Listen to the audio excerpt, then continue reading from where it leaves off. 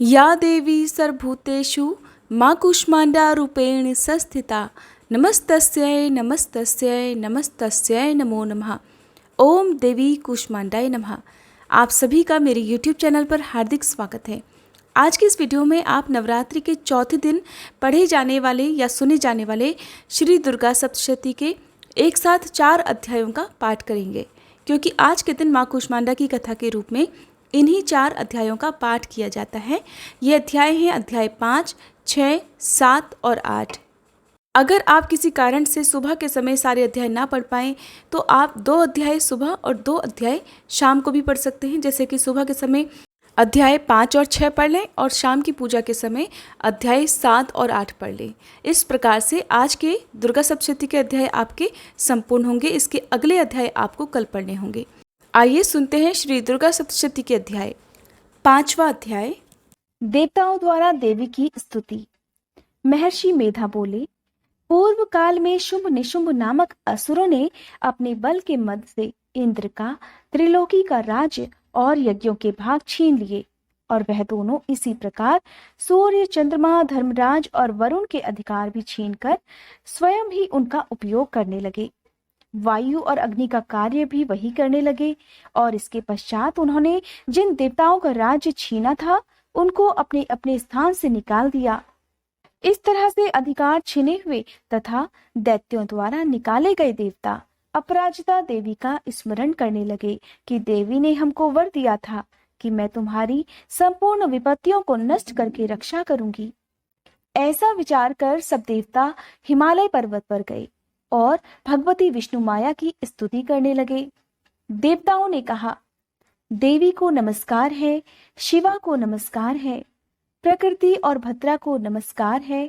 हम लोग रौद्रा, नित्या और गौरी को नमस्कार करते हैं। ज्योत्सनामयी, चंद्र रूपिणी और सुख रूपा देवी को निरंतर नमस्कार है। शरणागतों का कल्याण करने वाली वृद्धि और सिद्धि रूपा देवी को हम बार बार नमस्कार करते हैं। और नैऋति राजाओं की लक्ष्मी तथा सर्वाणी को नमस्कार है। दुर्गा को, दुर्ग स्थलों को पार करने वाली दुर्गपारा को, तारा सर्वकारिणी, ख्याति, कृष्णा और धूम्रा देवी को सदैव नमस्कार है। अत्यंत सौम्य तथा अत्यंत रौद्र रूपा को हम नमस्कार करते हैं। उन्हें हमारा बारंबार प्रणाम है। जगत की आधारभूत कृति देवी को बार बार नमस्कार करते हैं। जिस देवी को प्राणी मात्र विष्णु माया कहते हैं उसको नमस्कार है, उसको नमस्कार है, उसको नमस्कार है।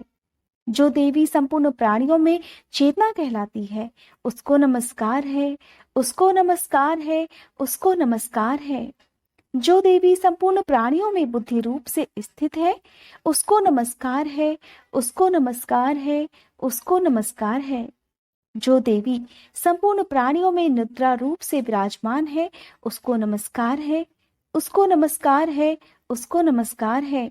जो देवी संपूर्ण प्राणियों में शुद्धा रूप में विराजमान है उसको नमस्कार है, उसको नमस्कार है, उसको नमस्कार है। जो देवी संपूर्ण प्राणियों में छाया रूप से स्थित है उसको नमस्कार है, उसको नमस्कार है, उसको नमस्कार है। जो देवी सब प्राणियों में शक्ति रूप से स्थित है उसको नमस्कार है, उसको नमस्कार है, उसको नमस्कार है। जो देवी संपूर्ण प्राणियों में तृष्णा रूप से स्थित है उसको नमस्कार है, उसको नमस्कार है, उसको नमस्कार है। जो देवी सब प्राणियों में शांति रूप से स्थित है उसको नमस्कार है, उसको नमस्कार है, उसको नमस्कार है। जो देवी सब प्राणियों में जाति रूप से स्थित है उसको नमस्कार है, उसको नमस्कार है, उसको नमस्कार है। जो देवी सब प्राणियों में लज्जा रूप में स्थित है उसको नमस्कार है, उसको नमस्कार है, उसको नमस्कार है। जो देवी सब प्राणियों में शांति रूप से स्थित है उसको नमस्कार है, उसको नमस्कार है, उसको नमस्कार है। जो देवी संपूर्ण प्राणियों में श्रद्धा रूप से स्थित है उसको नमस्कार है, उसको नमस्कार है, उसको नमस्कार है। जो देवी संपूर्ण प्राणियों में कांति रूप से स्थित है उसको नमस्कार है, उसको नमस्कार है, उसको नमस्कार है। जो देवी सब प्राणियों में लक्ष्मी रूप से स्थित है, उसको नमस्कार है, उसको नमस्कार है, उसको नमस्कार है। जो देवी संपूर्ण प्राणियों में वृत्ति रूप से स्थित है, उसको नमस्कार है, उसको नमस्कार है, उसको नमस्कार है। जो देवी सब प्राणियों में स्मृति रूप से विराजमान है, उसको नमस्कार है, उसको नमस्कार है, उसको नमस्कार है। जो देवी सब प्राणियों में दया रूप से स्थित है, उसको नमस्कार है, उसको नमस्कार है, उसको नमस्कार है। जो देवी सब प्राणियों में तुष्टि रूप से स्थित है, उसको नमस्कार है, उसको नमस्कार है, उसको नमस्कार है। जो देवी संपूर्ण प्राणियों में मात्र रूप से स्थित है, उसको नमस्कार है, उसको नमस्कार है, उसको नमस्कार है। जो देवी संपूर्ण प्राणियों में भ्रांति रूप से स्थित है, उसको नमस्कार है, उसको नमस्कार है, उसको नमस्कार है। जो देवी संपूर्ण प्राणियों में नित्य व्याप्त रहती हैं, उसको नमस्कार है, उसको नमस्कार है, उसको नमस्कार है। जो देवी चैतन्य रूप से इस संपूर्ण संसार को व्याप्त करके स्थित है, उसको नमस्कार है, उसको नमस्कार है, उसको नमस्कार है। पूर्व काल में देवताओं ने अपनी अभीष्ट फल पाने के लिए जिस देवी की स्तुति की है और देवराज इंद्र ने बहुत दिनों तक जिसका सेवन किया है, वह कल्याण की साधना भूता ईश्वरी हमारा कल्याण और मंगल करे तथा सारी विपत्तियों को नष्ट कर डाले। असुरों के सताए हुए हम संपूर्ण देवता उस परमेश्वरी को इस समय नमस्कार करते हैं तथा जो भक्ति पूर्वक स्मरण की जाने पर तुरंत ही सब विपत्तियों को नष्ट कर देती हैं, वह जगदम्बा इस समय भी हमारा मंगल करके हमारी समस्त विपत्तियों को दूर करें। महर्षि मेधा ने कहा, हे राजन, इस प्रकार जब देवता स्तुति कर रहे थे तब उसी समय पार्वती देवी गंगा में स्नान करने के लिए आई। तब उनके शरीर से प्रकट होकर शिवा देवी बोली, शुंभ दैत्य के द्वारा स्वर्ग से निकाले हुए और निशुंभ से हारे हुए यह देवता मेरी ही स्तुति कर रहे हैं। पार्वती के शरीर से अंबिका निकली थी, इसलिए उसको संपूर्ण लोक में कौशिकी कहते हैं। कौशिकी के प्रकट होने के पश्चात देवी पार्वती के शरीर का रंग काला हो गया और वह हिमालय पर रहने वाली कालिका देवी के नाम से प्रसिद्ध हुई। फिर शुंभ और निशुंभ के दूत चंडमुंड वहां आए और उन्होंने परम मनोहर रूप वाली अंबिका देवी को देखा। फिर वह शुंभ के पास जाकर बोले, महाराज, एक अत्यंत सुंदर स्त्री हिमालय को प्रकाशित कर रही है। वैसा रंग रूप आज तक हमने किसी स्त्री में नहीं देखा। हे असुरेश्वर, आप यह पता लगाएं कि वह कौन है और उसको ग्रहण कर लें। वह स्त्री स्त्रियों में रत्न है। वह अपनी कांति से 10 दिशाओं को प्रकाशित करती हुई वहां स्थित है, इसलिए आपको उसको देखना उचित है। हे प्रभु, तीनों लोकों के हाथी, घोड़े और मणि इत्यादि जितने रत्न हैं, वह सब इस समय आपके घर में शोभायमान है।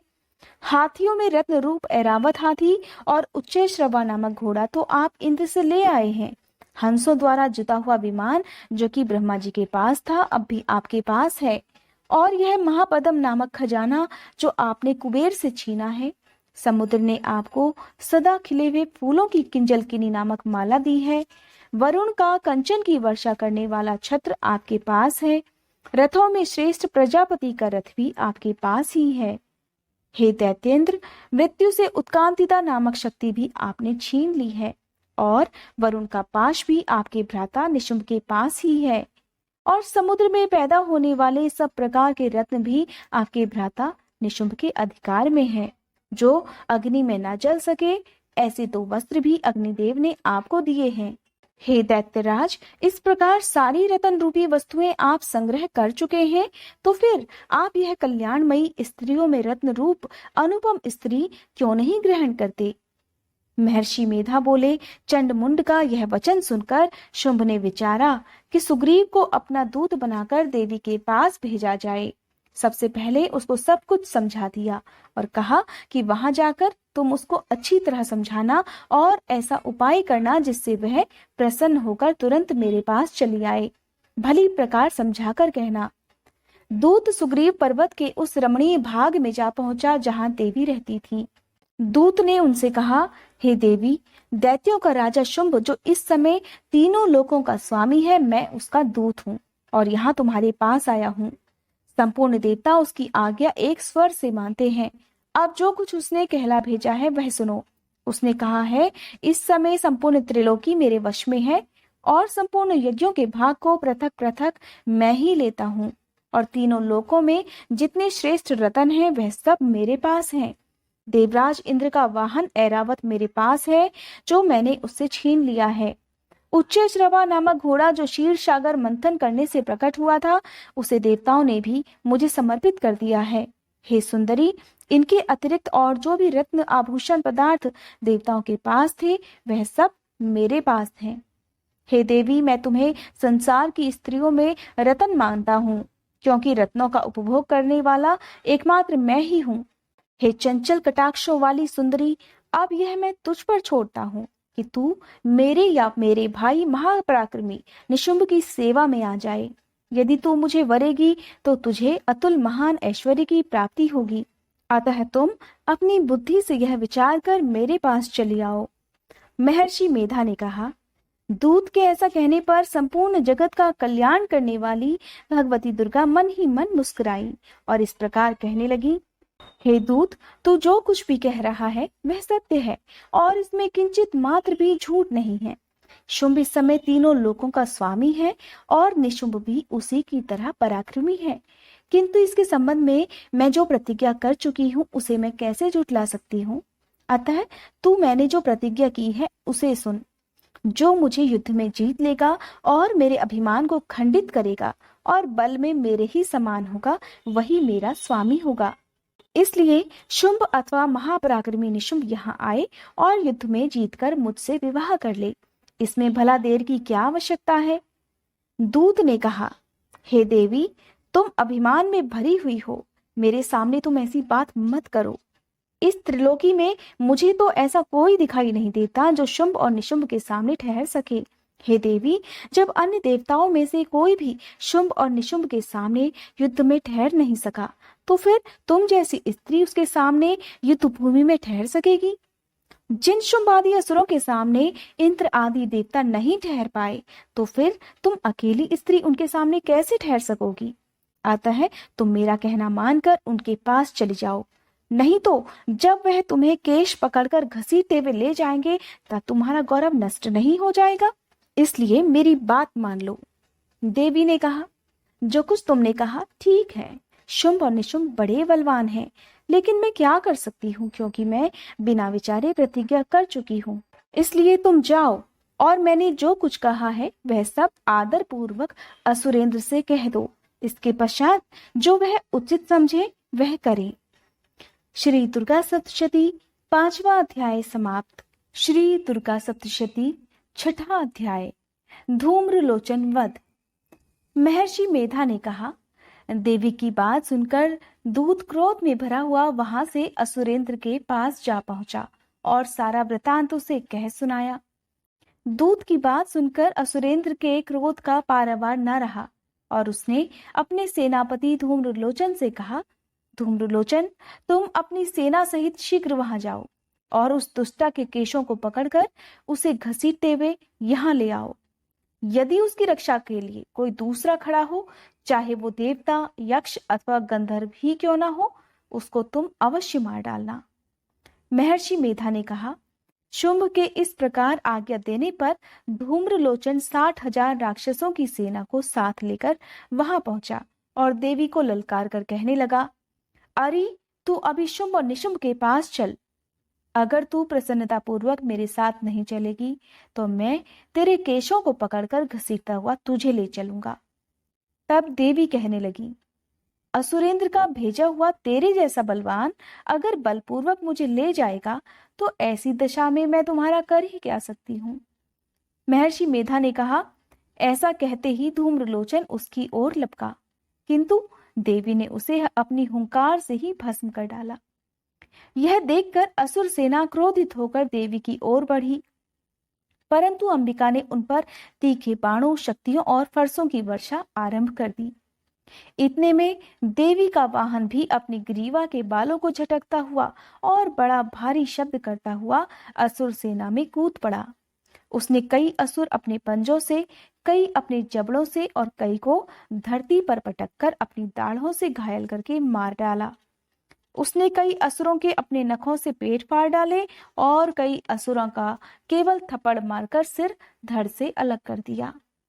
कई असुरों की भुजाएं और सिर तोड़ डाले और गर्दन के बालों को हिलाते हुए उसने कई असुरों को पकड़कर उनके पेट फाड़कर उनका रक्त पी डाला। इस प्रकार देवी के उस महाबलवान सिंह ने क्षण भर में ही असुर सेना को समाप्त कर डाला। शुंभ ने जब यह सुना कि देवी ने धूम्रलोचन असुर को मार डाला है और उसके सिंह ने सारी सेना का संहार भी कर डाला है, तब उसे बड़ा क्रोध आया।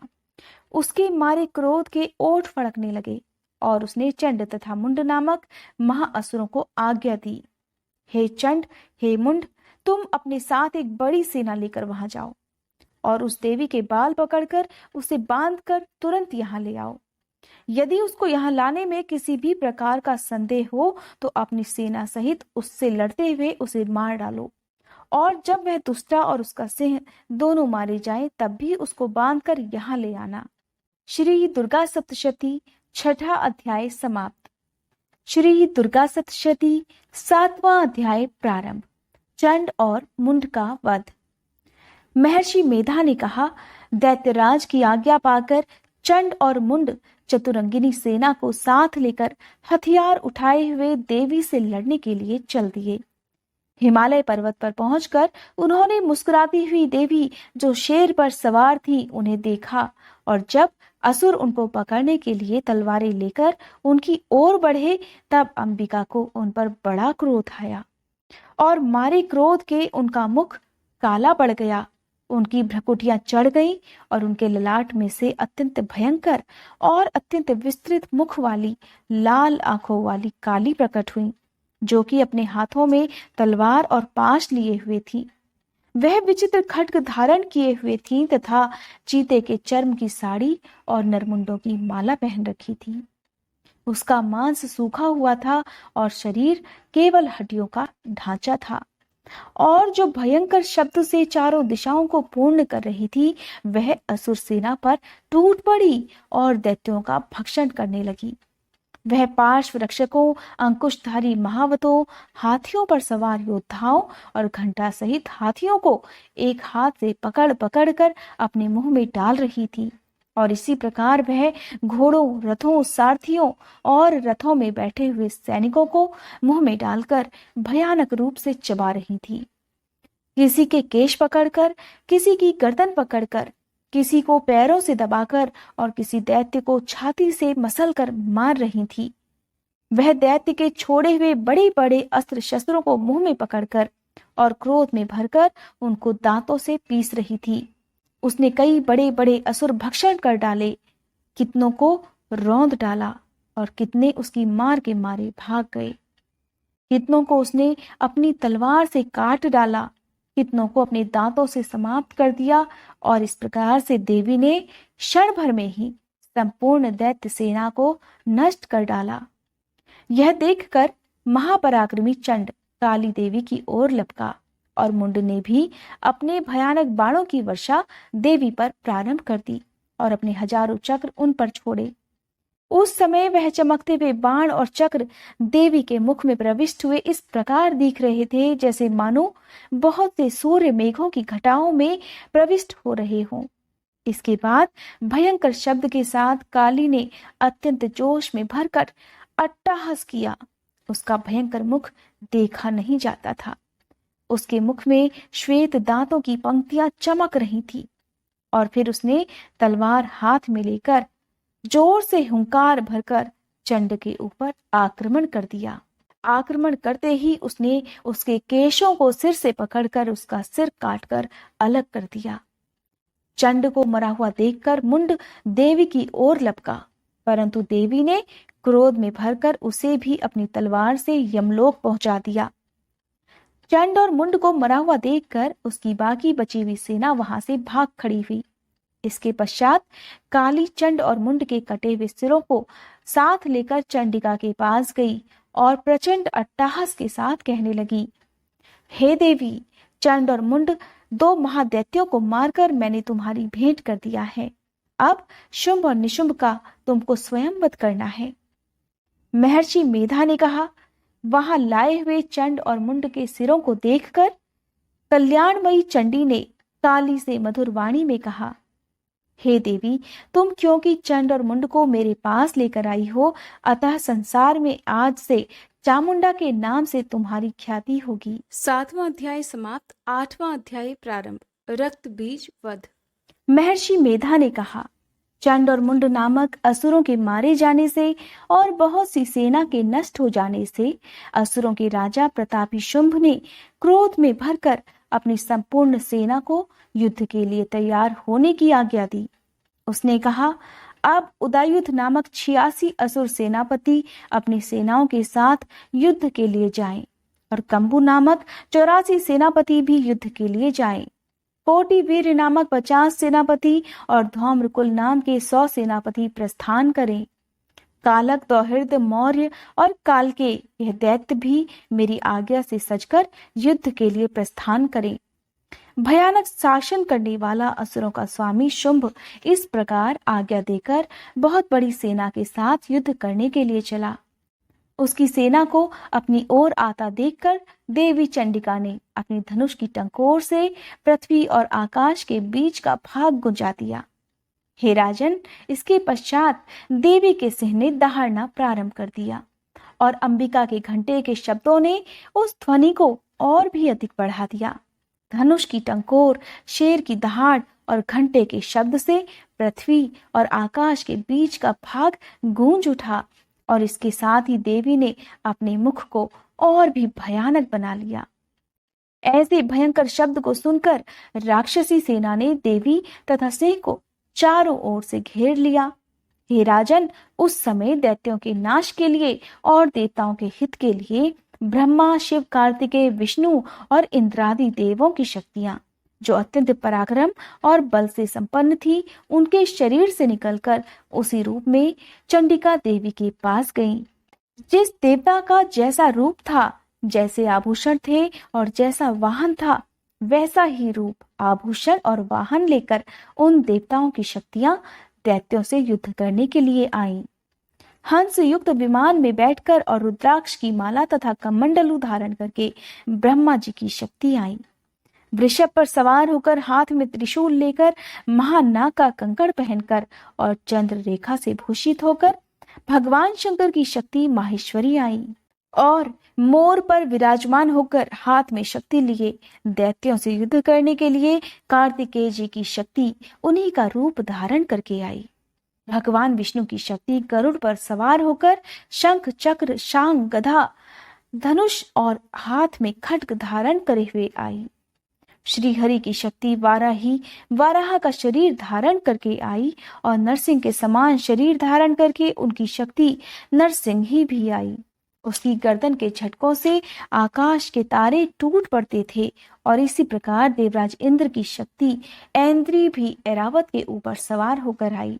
इसके पश्चात इन देव शक्तियों से घिरे हुए भगवान शंकर ने चंडिका से कहा, मेरी प्रसन्नता के लिए तुम शीघ्र ही इन असुरों को मार डालो। इसके पश्चात देवी के शरीर में से अत्यंत उग्र रूप वाली और सैकड़ों गीदड़ियों के समान आवाज करने वाली चंडिका शक्ति प्रकट हुई।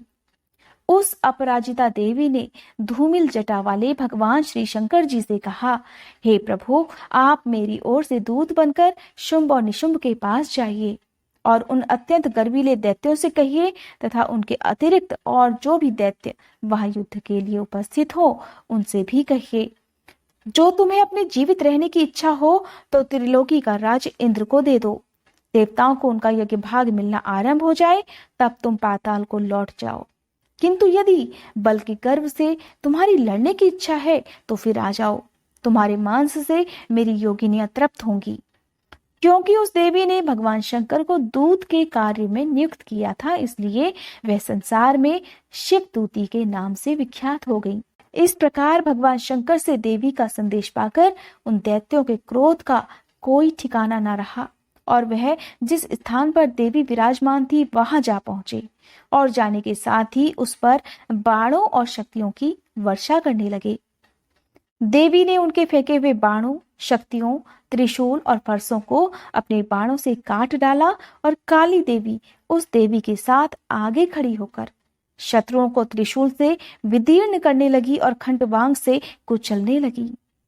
ब्रह्माणी जिस तरफ दौड़ती थी उसी तरफ अपने कमंडल का जल छिड़ककर दैत्यों के वीर्य और बल को नष्ट कर डालती थी। इसी प्रकार माहेश्वरी त्रिशूल से, वैष्णवी चक्र से, अत्यंत कोप वाली कौमारी शक्ति द्वारा असुरों को मार रही थी और ऐन्द्री के बाजू के प्रहार से सैकड़ों दैत्य रक्त की नदियां बहाते हुए पृथ्वी पर सो गए। वाराही ने कितने ही राक्षसों को अपनी थूथन द्वारा मृत्यु के घाट उतार डाला। दाढ़ों के अग्रभाग से कितने ही राक्षसों की छाती को चीर डाला और चक्र की चोट से कितनों को ही विदीर्ण करके धरती पर डाल दिया। बड़े बड़े राक्षसों को नरसिंही अपने नखों से विदीर्ण करके भक्षण कर रही थी और सिंहनाद से चारों दिशाओं को गुंजाती हुई रणभूमि में विचर रही थी।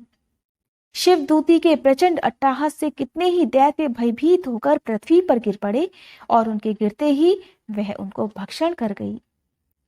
इस तरह क्रोध में भरे हुए मातृ गणों द्वारा नाना प्रकार के उपायों से बड़े बड़े असुरों को मरते हुए देखकर राक्षसी सेना भाग खड़ी हुई और उनको इस प्रकार भागता देखकर रक्तबीज नामक महापराक्रमी राक्षस क्रोध में भरकर युद्ध के लिए आगे बढ़ा। उसके शरीर से रक्त की बूंदें पृथ्वी पर जैसे ही गिरती थीं, तुरंत वैसे ही शरीर वाला तथा वैसा ही बलवान दैत्य पृथ्वी से उत्पन्न हो जाता था। रक्त बीज गदा हाथ में लेकर ऐन्द्री के साथ युद्ध करने लगा। जब ऐन्द्री शक्ति ने अपने वज्र से उसको मारा तो घायल होने के कारण उसके शरीर से बहुत सा रक्त बहने लगा और उसकी प्रत्येक बूंद से उसके समान ही बलवान तथा महापराक्रमी अनेकों दैत्य भयंकर रूप से प्रकट हो गए। वह सबके सब दैत्य रक्त बीज के समान ही बलवान तेज वाले थे। वह भी भयंकर अस्त्र शस्त्र लेकर देवियों के साथ लड़ने लगे। जब ऐन्द्री के वज्र के प्रहार से उसके मस्तक पर चोट लगी और रक्त बहने लगा, तब उसमें से हजारों ही दैत्य उत्पन्न हो गए। वैष्णवी ने चक्र से और ऐन्द्री ने गदा से रक्तबीज को चोट पहुंचाई और वैष्णवी के चक्र से घायल होने पर उसके शरीर से जो रक्त बहा उससे हजारों महाअसुर उत्पन्न हुए, जिसके द्वारा यह संपूर्ण जगत व्याप्त हो गया। कौमारी ने शक्ति से, वाराही ने खड्ग से और माहेश्वरी ने त्रिशूल से उसको घायल किया। इस प्रकार क्रोध में भरकर उस महादैत्य ने सब मात्र शक्तियों पर पृथक पृथक गदा से प्रहार किया और माताओं ने शक्ति तथा शूल इत्यादि से उसको जो बार बार घायल किया, उससे सैकड़ों महादैत्य उत्पन्न हो गए और इस प्रकार उस रक्त बीज के रुधिर से उत्पन्न हुए असुरों से संपूर्ण जगत व्याप्त हो गया, जिससे देवताओं को भय होने लगा। देवताओं को भयभीत देखकर चंडिका ने काली से कहा, हे चामुंडे, अपने मुख को बड़ा करो और मेरे शस्त्रघात से उत्पन्न हुए रक्त बिंदुओं तथा रक्त बिंदुओं से उत्पन्न हुए महाअसुरों को तुम अपने इस मुख से भक्षण करती जाओ। इस प्रकार रक्त बिंदुओं से उत्पन्न हुए महादैत्यों को भक्षण करती हुई तुम रणभूमि में विचरो। इस प्रकार रक्त क्षीण होने से यह दैत्य नष्ट हो जाएगा। तुम्हारे भक्षण करने के कारण अन्य दैत्य उत्पन्न नहीं होंगे। काली से इस प्रकार कहकर चंडिका देवी ने रक्तबीज पर अपने त्रिशूल से प्रहार किया और काली देवी ने अपने मुख में उसका रक्त ले लिया। तब उसने गदा से चंडिका पर प्रहार किया। प्रहार से चंडिका को तनिक भी कष्ट नहीं हुआ, किंतु रक्तबीज के शरीर से बहुत सा रक्त बहने लगा। लेकिन उसके गिरने के साथ ही काली ने उसको अपने मुख में ले लिया। काली के मुख में उस रक्त से जो असुर उत्पन्न हुए उनको उसने भक्षण कर डाला और रक्त को पीती गई। उसके पश्चात देवी ने रक्त बीज को, जिसका कि रक्त काली ने पिया था, चंडिका ने उस दैत्य को वज्र, बाण, खड्ग और रिष्टि इत्यादि से मार डाला। हे राजन, अनेक प्रकार के शास्त्रों से मारा हुआ और खून से वंचित वह महादैत्य रक्त बीज पृथ्वी पर गिर पड़ा। हे राजन, उसके गिरने से देवता अत्यंत प्रसन्न हुए और माताएं उन असुरों का रक्त पीने के पश्चात उद्धत होकर नृत्य करने लगीं। श्री दुर्गा सप्तशती 8वां अध्याय समाप्त।